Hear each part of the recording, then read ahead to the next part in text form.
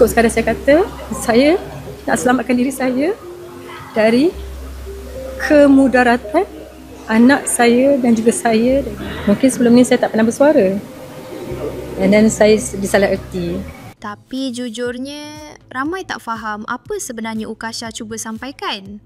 Ada ayat yang terlampau berat, ada yang tiba-tiba emosional, tapi tak ada penjelasan penuh. So, hari ini, sebagai penyelidik tingkah laku artis Malaysia yang tidak diiktiraf oleh mana-mana universiti, kita bedah satu persatu makna tersembunyi di sebalik kata-kata dia.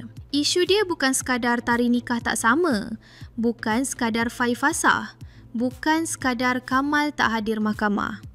Tapi cara Ukasha cerita buat netizen makin confused, bukan makin jelas.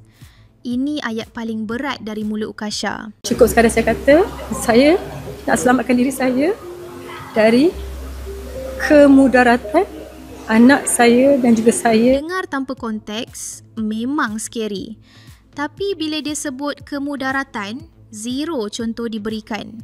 No timeline, no situasi, no insiden. Bila perkataan besar digunakan tanpa huraian, netizen akan mula buat teori sendiri. Mana ada keluarga dia? Dan hari sebutan kedua pun, kita nampak tak satu pun keluarga dia di situ. Ukasha kata, tapi ini mahkamah syariah. Family tak wajib pun datang. Jadi, apa maksud sebenar dia? Mesej tersiratnya, dia rasa Kamal tidak disokong. Rasa Kamal ditinggalkan. Tapi naratif masih kosong. Okey, ini part paling panas. Ukasha kata, saya tak tahu saya dinikahkan pada 4 hari bulan 11 malam. Ramai terus trigger sebab mana boleh perempuan tak hadir masa akad. Tapi bila kita selak maklumat netizen, rupanya ada 2 majlis. 4 hari bulan 11, akad rasmi di pejabat agama, Ukasha tak hadir. 5 hari bulan 11, majlis keluarga, Ukasha hadir. Sijil nikah ikut majlis 4 hari bulan 11, bukan majlis 5 hari bulan 11. Jadi bila Ukasha kata dia dinikahkan tanpa pengetahuan, itu bukan bermaksud nikah rahsia, tapi dia terkejut dengan tari rekod, bukan tari majlis. Sekejap, sebelum kita sambung ke bahagian paling pelik lepas ni, kalau korang suka analisis deep macam ni, jangan lupa tekan like, share and subscribe channel Oi Jom. Kita bagi korang cerita panas, gosip terkini and drama selebriti Malaysia yang kadang-kadang lebih viral daripada artis tu sendiri. Okey, sambung. Ukasha ulang banyak kali. 4 tahun. 4 tahun selama saya berkahwin dengan dia. Bila orang ulang ayat sama, itu tanda frustration. Tapi kalau 4 tahun suffer, kenapa sekarang baru cerita?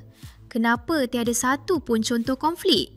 Kenapa semuanya general? Dia kata, saya nak cakap sikit-sikit je lagi.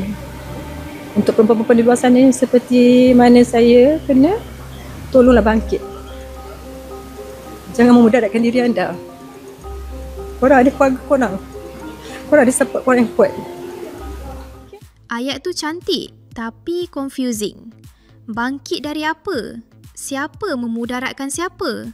Emotional, mental, fizikal, kewangan. Tanpa cerita sebenar, nasihat itu tergantung.